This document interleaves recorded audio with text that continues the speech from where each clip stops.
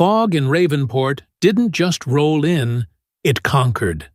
It poured off the churning, dark waters of the Atlantic Ocean like a phantom army, scaling the jagged cliffs and spilling into the city streets, swallowing the gas lamps and drowning the cobblestones in a suffocating, wet gray blanket. For the residents of this ancient coastal city, the fog was a fact of life. But for Amelia, walking home down Harborview Avenue at this hour, it felt like a personal adversary. She pulled the collar of her beige trench coat up to her chin, regretting the choice of thin fabric against the biting autumn chill. The dampness here had a way of bypassing wool and cotton, settling deep into the marrow of one's bones, a cold that felt old and persistent. It was 10:45 p.m., a time when the sensible people of Ravenport were tucked behind locked doors, sipping tea by roaring fires. But Amelia was still out, navigating the ghost world of the harbor district. "I should have taken Clara up on that ride," Amelia muttered, her voice sounding small and brittle in the damp air. Stupid pride. Stupid independence. She adjusted the strap of her leather satchel, heavy with antique ledgers she had foolishly volunteered to balance over the weekend. The bookshop, the Gilded Page, was her sanctuary, a place of dust, ink, and the comforting smell of rotting paper. It was a place where time stood still. But out here, on the slick, uneven stones of Harborview Avenue, time didn't stand still.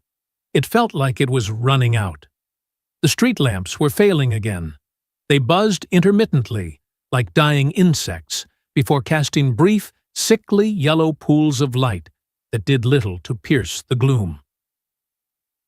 As Amelia passed the shuttered window of Mr. Henderson's bakery, she caught her own reflection in the dark glass, a pale, wide-eyed girl with wind-blown brown hair, looking more like prey than a woman of the modern world.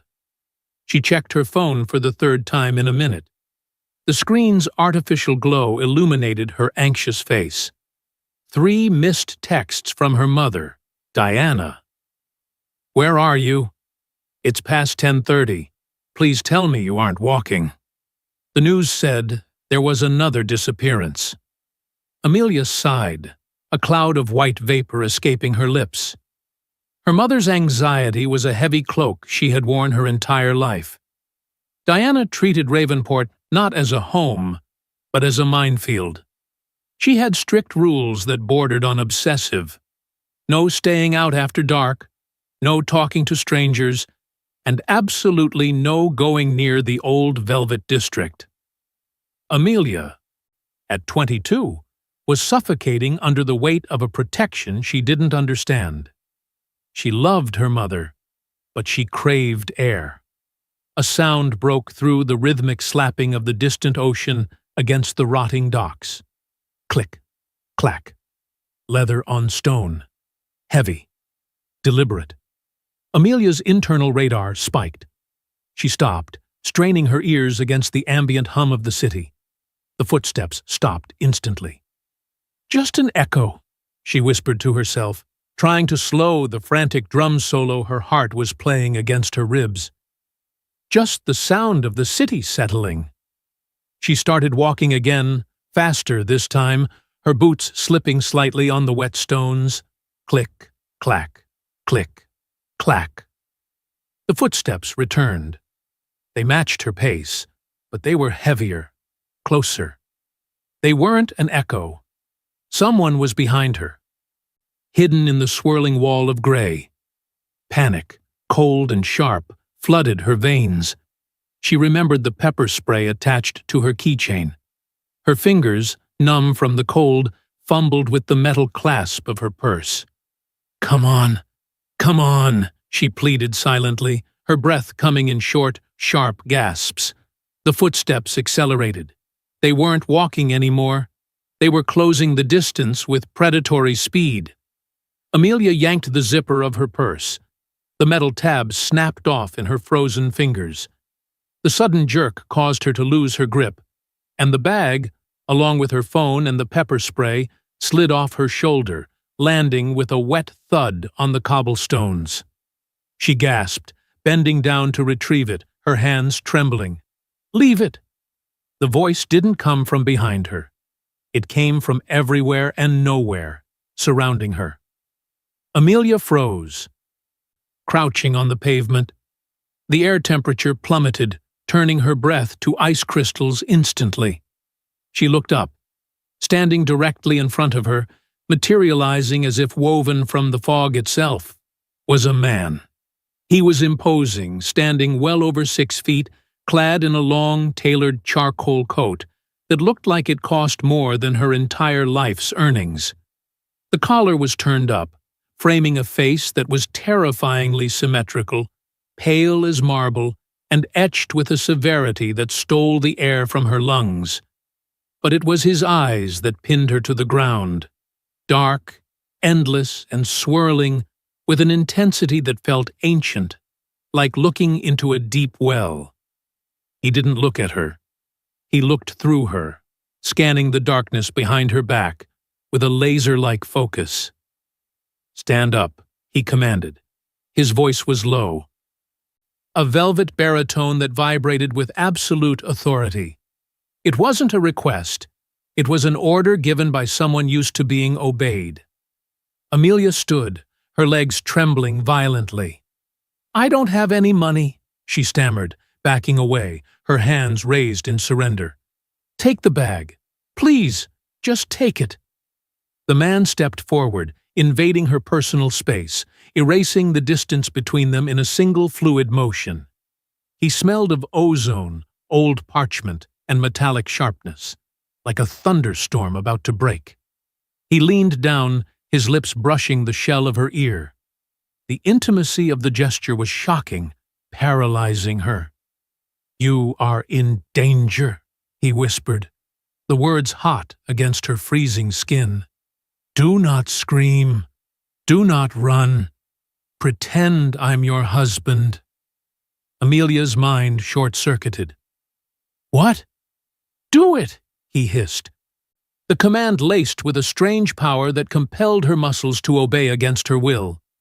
"Wrap your arm around me. Laugh. Act like you adore me. Now."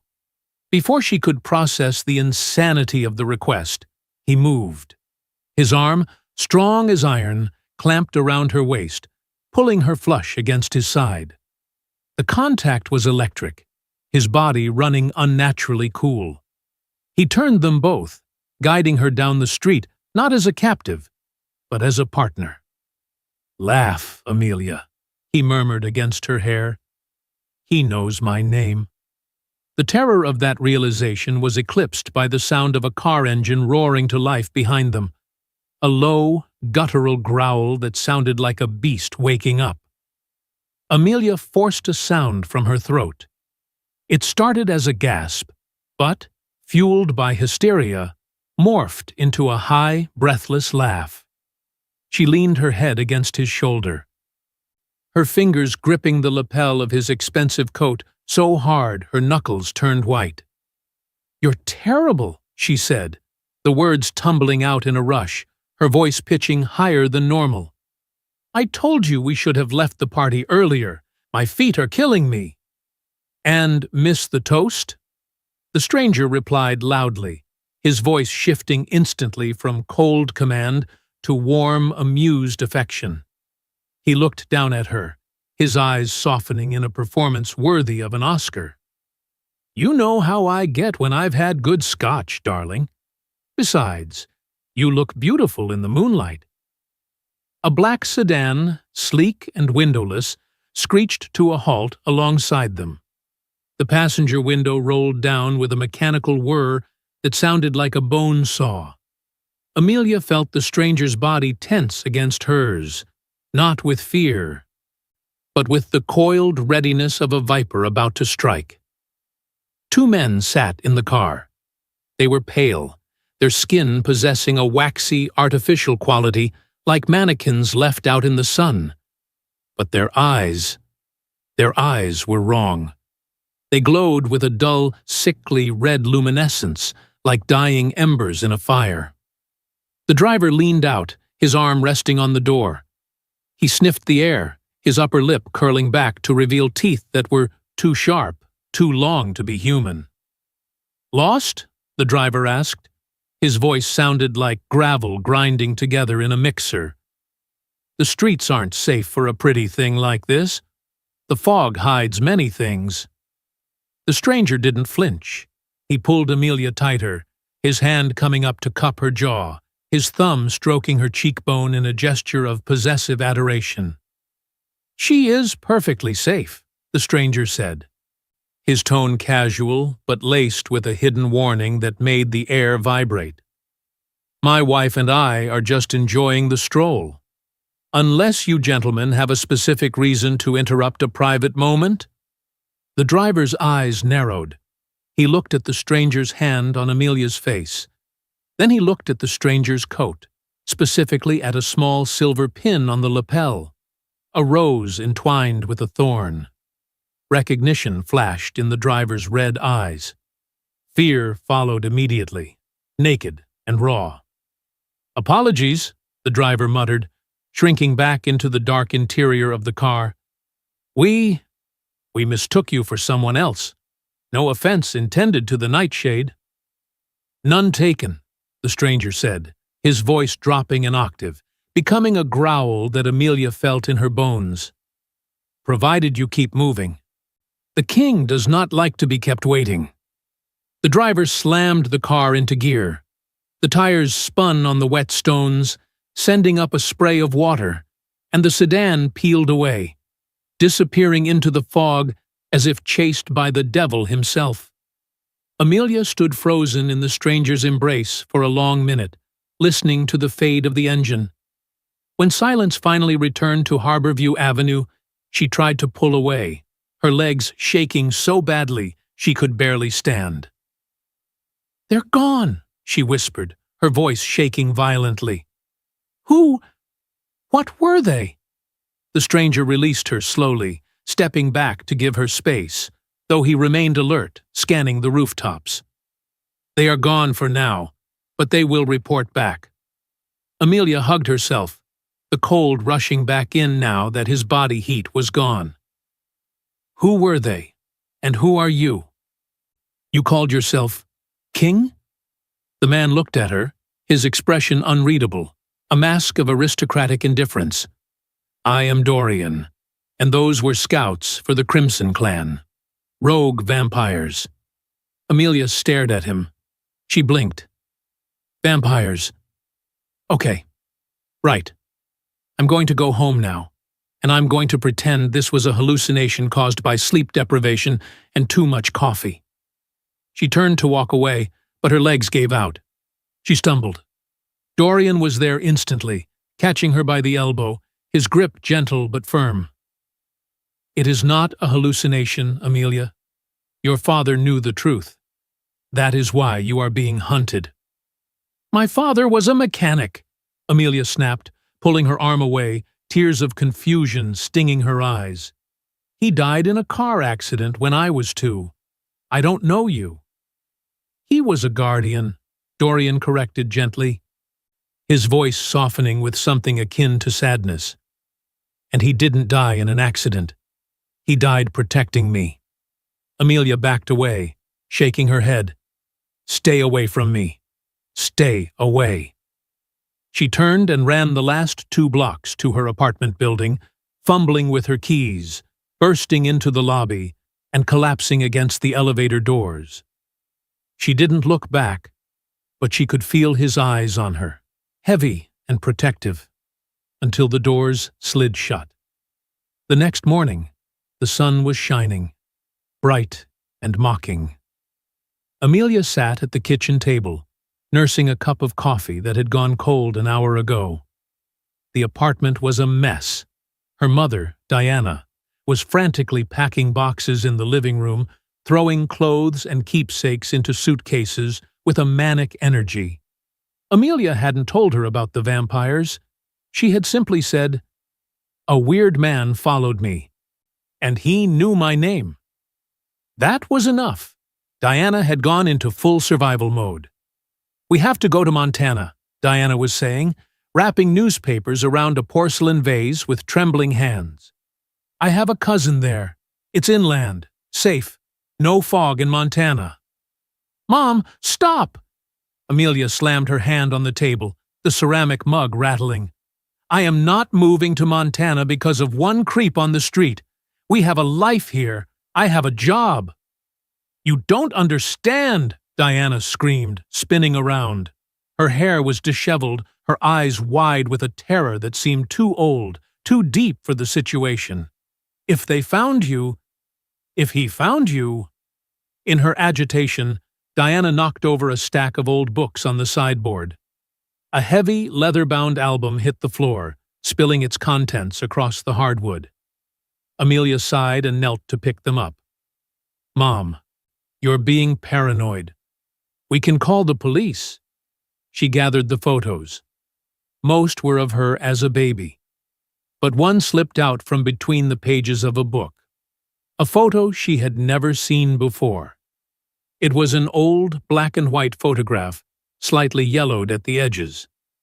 It showed her father, Mike, young and handsome, standing in front of the very apartment building they lived in now.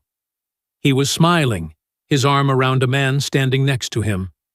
Amelia's breath caught in her throat. The man next to her father wasn't just similar to the stranger from last night. He was identical. The same coat. The same intense eyes. Even the same silver pin on the lapel. The photo was dated October 14th, 1999, 25 years ago. The man in the photo hadn't aged a single day. "Mom," Amelia said, her voice trembling. She held up the photo. "Who is this?" Diana froze. She snatched the photo from Amelia's hand. "Nobody. An old friend. He's dead." "He's not dead," Amelia whispered, standing up, the room spinning. "I met him last night. His name is Dorian. He told me Dad was a guardian." The color drained from Diana's face so completely, she looked like a ghost. She sank onto the sofa, the photo fluttering to the floor like a dying leaf. "He broke the vow," Diana whispered, tears spilling over. "He promised never to approach you. He swore it on his blood." "Who is he, Mom? Is he really a vampire?" Diana looked up, her expression crumbling. "He is the king of the Nightshade clan. And if he has approached you, it means the truce is over. It means Varric is coming." Amelia grabbed her coat. She recognized the location in the background of another photo in the pile, a Gothic building with a distinct gargoyle, the Velvet Lounge. "I'm going to find him," Amelia said, her voice shaking but determined. "No, Amelia!" Diana grabbed her arm. "If you go to him, you invite the darkness in." "The darkness is already here, Mom," Amelia said, gently pulling away. "I want to know why." The Velvet Lounge was less a club and more a fortress disguised as opulence.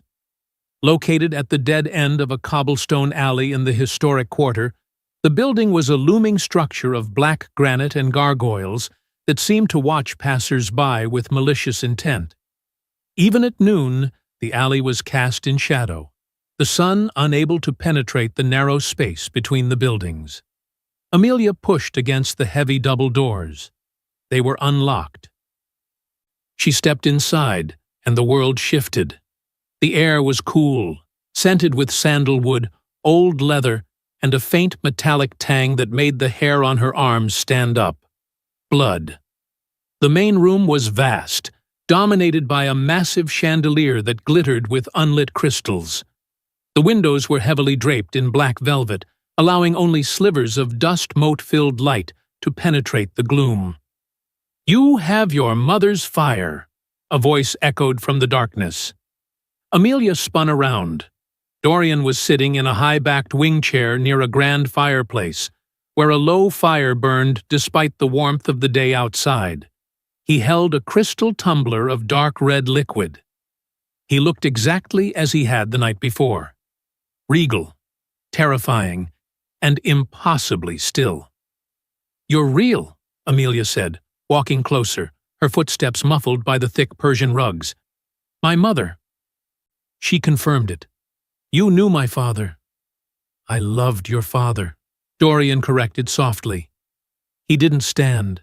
He swirled the liquid in his glass. Not in the way humans love, with heat and haste, but with the deep, abiding loyalty of soldiers who have bled together in the trenches. He saved my soul, Amelia. Stop speaking in riddles, Amelia shouted, her frustration boiling over. My mother is packing our lives into boxes. She says someone named Varric is coming. Who is he? Dorian set the glass down. He stood up, and the movement was liquid grace, faster than humanly possible. There are two ruling clans in this city. My clan, the Nightshade, who believe in coexistence. We feed only on the willing, and we keep to the shadows. And then there is the Crimson Clan, led by Varric. Dorian walked to the mantel, looking up at a painting of a much younger version of himself, standing beside a human, Amelia's father. Varric believes vampires are gods, and humans are cattle. 20 years ago, he sought a way to walk in the sun. He believes that the blood of a guardian, a human born with the rare genetic marker to resist vampire glamour, can be synthesized into a cure for our weakness. He turned to Amelia, his eyes burning with an intensity that made her step back. Your father was the last known guardian. When Varric killed him, he thought the line ended. He didn't know about you. Until now. So, last night? Last night, Varric's scouts found you. They were going to take you to his laboratory. I intervened. Dorian stepped closer, stopping just inches from her.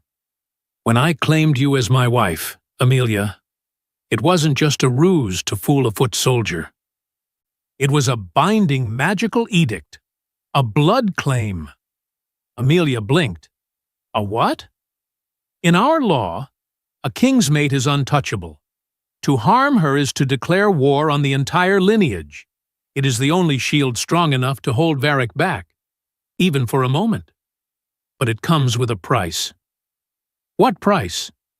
You are now a target for anyone who wants to hurt me. And to maintain the protection, we must maintain the lie. Varric will watch us. If he suspects for even a second that our marriage is fake, he will slaughter you and your mother before I can draw my sword. Amelia felt the room spin. So I have to live with you? We are moving to a safe house. Your mother is already being collected by my personal guard. You kidnapped my mother? I secured her. Varric's strike team was 5 minutes from your apartment.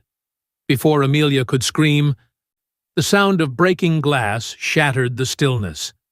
The massive skylight above the center of the room exploded inward. Shards of glass rained down like lethal confetti, glittering in the firelight. 3 figures dropped from the ceiling, landing in perfect crouches on the floor. They were dressed in modern tactical gear, black body armor, combat boots, but their faces were monstrous. Their jaws were unhinged, revealing rows of needle-like teeth. Crimson elites. Get behind me, Dorian roared. The sound wasn't human.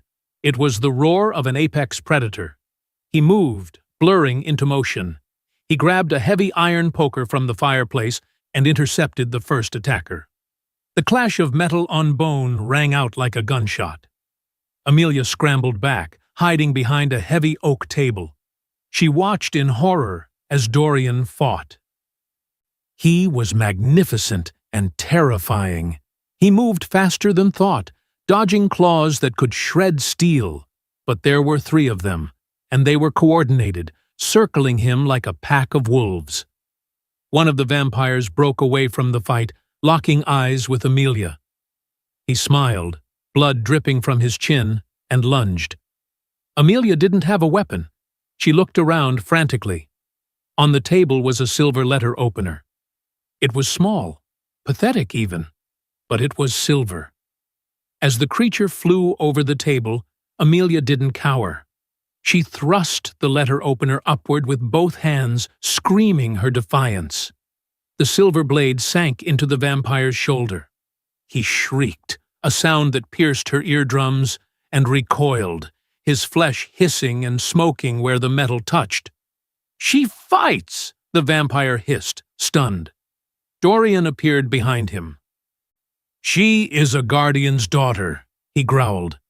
With a savage twist, he snapped the vampire's neck. The creature dissolved into ash instantly. Dorian turned to the other two, his eyes glowing a luminous purple. "Leave. Tell Varric his death is coming." The remaining assassins, seeing their comrade turned to dust, fled through the broken window, scaling the walls like spiders. Dorian turned to Amelia. His chest was heaving, but he wasn't injured.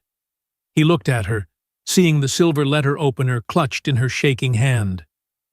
"You struck him," Dorian said, wonder in his voice. Most humans would have frozen. "I'm not most humans," Amelia breathed, dropping the weapon. "And I'm not going to be a victim." "No," Dorian agreed, reaching out to wipe a speck of ash from her cheek. His touch was gentle, contrasting with the violence of moments ago. "You are not. Come. We must go to the coast." The safe house was a modern architectural marvel of glass and steel, cantilevered over the crashing waves of the Atlantic, miles outside the city limits. It was beautiful, isolated, and fortified like a bunker. Diana was there, pacing the marble floors. When she saw Amelia, she broke down, hugging her daughter so tight it hurt. Then she turned to Dorian. She didn't scream. She walked up to him and slapped him across the face. The sound echoed in the vast hall. Dorian didn't flinch. He took it. "You brought this to her door," Diana wept. "I am trying to keep death from crossing the threshold, Diana," Dorian said quietly. "We have work to do." The next week was a blur of exhaustion and adrenaline.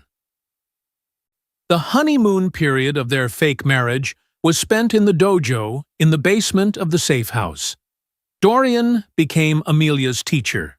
He taught her that physical strength didn't matter against a vampire, speed and precision did. He taught her to use her environment, to use silver, to use UV light. But the most important lesson was mental. "Look at me," Dorian commanded one evening on the terrace, the wind whipping his hair. Amelia looked into his eyes. Suddenly, she felt a push inside her brain, a voice telling her to jump off the ledge. She stumbled toward the railing. "Resist!" Dorian shouted. "Build a wall! Find a truth they cannot touch!" Amelia squeezed her eyes shut. She thought of her mother. She thought of the fear she had felt in the alley. No, not fear. Anger. She focused on the anger. She planted her feet. "I will not jump."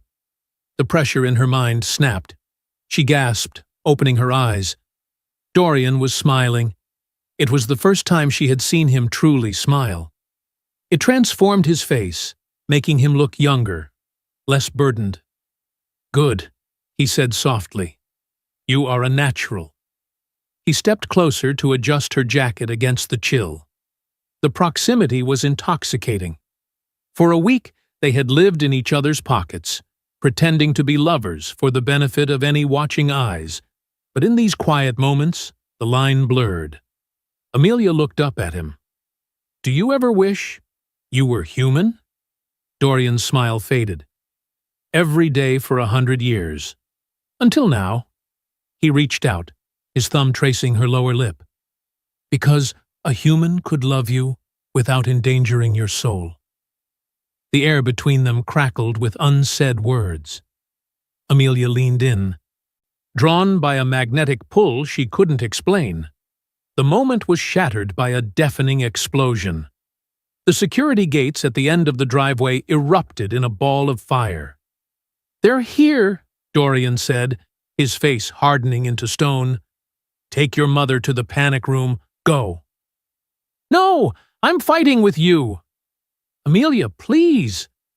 Before she could argue, the front doors were blown off their hinges. Varric walked in. He was everything Dorian wasn't. Flashy, cruel, wearing a white suit that seemed pristine despite the debris. He carried a cane topped with a red ruby skull. Behind him flowed a legion of vampires. "Honey, I'm home," Varric called out, his voice dripping with sarcasm. He waved his hand, and his minions swarmed. Dorian met them in the center of the room. It was a slaughter, but there were too many. Amelia grabbed a UV flashlight from the emergency kit and stood in front of her mother. "Stay back!" she screamed, burning the face of a vampire who got too close. "Cute toy," Varric drawled. He moved faster than Amelia could track. He backhanded her, sending her flying across the room. "Amelia!" Dorian turned, distracted. That was all Varric needed. He pulled a pistol from his jacket. Not a bullet gun, but a dart gun. He fired. The dart hit Dorian in the chest. Dorian froze. He looked down at the blue liquid injecting into his heart. "Wolfsbane," he gasped. His legs gave out. The king fell. Varric walked over and placed a boot on Dorian's chest. He looked at Amelia, who was struggling to sit up, blood trickling from her mouth. "Now!" Varric smiled, revealing teeth like needles. "Let's see what makes a guardian bleed." The sub-basement panic room was a cold steel box, smelling of stale air and fear. Amelia's hands were slick with Dorian's blood as she pressed a compress against the wound in his chest. They had barely escaped. In the chaos of Dorian's fall, Diana had triggered the floor traps, a failsafe Mike had installed years ago, dropping the entire living room floor into the sublevel. They had dragged Dorian's unconscious body into the vault just seconds before the ceiling collapsed, sealing them in. But they were trapped, and Dorian was dying. The wolfsbane was turning his veins black. He was convulsing, sweat beading on his pale forehead. "He needs blood," Diana said, her voice shaking but practical. "It's the only way to flush the toxin." She rolled up her sleeve. "Take mine." Dorian's eyes fluttered open. The whites were stained black. He looked at Diana's arm and hissed, recoiling. "No," he rasped, his voice sounding like grinding glass. "The poison. It makes me feral. If I taste blood now, I won't stop until you are dry." "We have to do something," Amelia cried. "We can't just wait for them to cut through the door." Dorian grabbed Amelia's hand. His grip was weak, his skin burning hot. "The tunnel," he whispered. "Behind the shelf. It leads to the sea caves." "And go where?" Amelia asked. "They have the cliffs surrounded." "The old stone chapel," Dorian said, "on the island.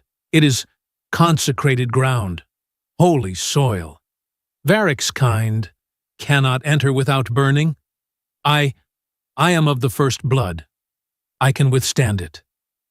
"It's a death trap," Diana said. "It's a ruin." "It's a fortress," Amelia said, a plan forming in her mind. She wiped her tears. "Mom, help me get him up." The journey through the tunnels was a nightmare. They waded through freezing seawater that reached their waists, dragging the semi-conscious vampire king. Rats skittered along the pipes overhead. Amelia's muscles burned, but she refused to stop. They emerged in a hidden cove where a small maintenance boat was docked. Under the cover of the thickest fog Amelia had ever seen, they motored across the dark water to the island. The old stone chapel loomed out of the mist, a gothic skeleton of stone, roofless and abandoned, standing defiant against the roaring ocean. They dragged Dorian into the center of the ruin, laying him on the cracked stone altar. As soon as his skin touched the holy stone, steam rose from his body. He screamed, a raw, agonized sound. "It's burning him!" Diana cried. "It's burning the poison," Amelia said, watching as the black veins began to recede, retreating from the holy energy of the place. Dorian gasped, arching his back. Then he collapsed, panting. His eyes opened. They were clear. The black was gone. "You brought a vampire to a church," Dorian whispered, looking around at the crumbling statues of angels. "You are insane." "I'm desperate," Amelia said. She pulled out the burner phone Varric had taunted them with. She dialed the only number in the memory. "Varric," she said when he answered. "You're alive," Varric sounded amused. "For now. Meet us at the old stone chapel. Midnight. I am invoking the rite of the blood moon." There was a long silence on the other end. Then a low chuckle. "You know our laws, little human? The rite is a duel for leadership. Only a queen can invoke it." "Dorian claimed me," Amelia said, her voice steady.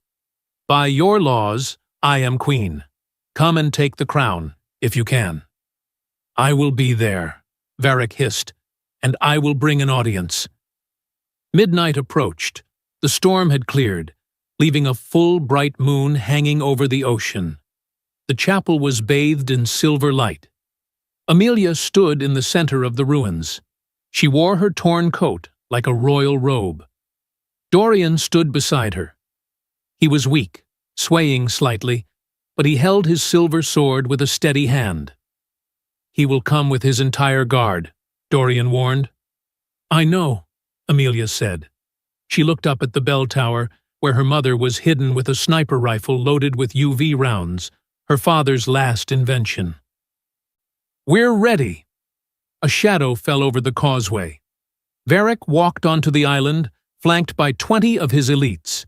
They stopped at the perimeter of the holy ground, hissing as their shoes touched the consecrated soil. Varric grimaced, smoke rising from his feet, but he kept walking. His power was great enough to endure the pain, though his minions stayed back. "Such drama," Varric sneered, stopping 10 paces away. "The dying king and his human pet." "Get off my land, Varric," Dorian said softly. "I think I'll take it. And her." Varric snapped his fingers. "Kill them!" The vampires rushed forward, ignoring the burning soil in their hunger. "Now, Mom!" Amelia screamed. A shot rang out from the tower. A UV bullet, a hollow point filled with liquid sunlight, struck the lead vampire. He exploded into ash instantly. The battle was joined. Dorian launched himself at Varric. It was a clash of titans. They moved too fast to see, sparks flying as sword met cane. But Dorian was weakened. Varric was fresh.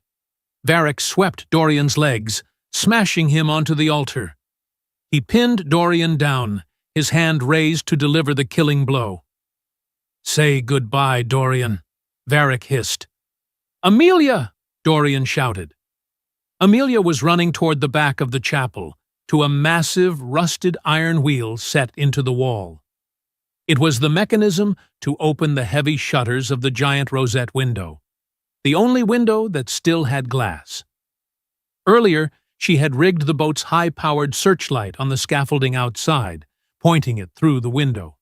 She had covered the lens with a lens of soul, a relic Dorian carried, capable of magnifying light 100-fold.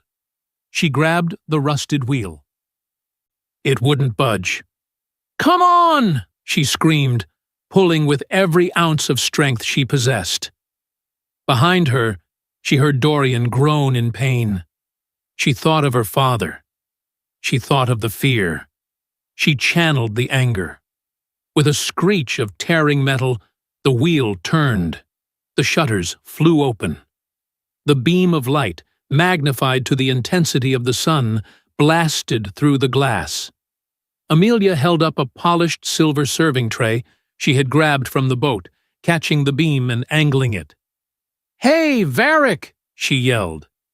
Varric looked up. Amelia angled the mirror. The beam hit him square in the face. He didn't just burn, he incinerated. The holy ground combined with the artificial sun overwhelmed his immortality. He screamed, a sound that shattered the remaining glass, and exploded into dust. The remaining vampires, seeing their leader destroyed and facing sniper fire from the tower, broke and fled into the ocean. Silence fell. Amelia dropped the tray, her arms shaking. She ran to the altar. Dorian was alive. He was scorched, bleeding, but alive. He looked up at her, and then he started to laugh, a wheezing, joyful sound. "You," he gasped, "are terrifying." "I'm a guardian's daughter," she smiled through her tears. 3 weeks later. The fog in Ravenport was thin that morning, allowing the pale autumn sun to touch the cobblestones. Inside Amelia's apartment, the smell of bacon and coffee filled the air. Dorian sat at the kitchen table. He wore a simple navy sweater and jeans. With Varric dead, the curse on the city had lifted slightly. He could tolerate the morning light. Diana was humming as she cooked. The fear that had defined her life was gone. Dorian folded the newspaper and looked at Amelia. "We need to talk." Amelia put down her mug. "I know that tone. You're going to say you have to leave, to keep me safe." "My world is still dangerous, Amelia," Dorian said, though he didn't pull his hand away when she covered it with hers. "You have a life to live. Art school, normal friends." Amelia squeezed his hand. "You know, for 20 years, my mother ran because she thought hiding was the only way to be safe. She thought if I didn't know about the monsters, they couldn't hurt me." She looked at her mother, then back to the vampire king who had bled for her. "But I learned the truth in that chapel. Real safety isn't about hiding. It isn't about pretending the darkness doesn't exist. It's about facing it with the people you trust. It's about knowing who will stand beside you when the fog rolls in." "Family isn't just blood," Diana said, placing a plate of pancakes in front of Dorian. "It's about loyalty. You stood for her, Dorian. You're family now." "We don't want a normal life," Amelia said firmly. "We want a real one, and you're part of our reality. The husband act is over, but the partnership? That's just starting." Dorian looked at them. For centuries, he had ruled alone, believing solitude was strength. But looking at Amelia, seeing the fire in her eyes, he realized he had been wrong. He smiled, a genuine, warm expression that reached his eyes. "Very well," he said. "But if I am staying, I insist on cooking dinner next time. These pancakes are burnt." Amelia laughed, and the sound was brighter than the sun. "Deal." Outside, the city went on, unaware of the monsters and the heroes living in their midst. But inside, for the first time in a long time, everything was exactly as it should be.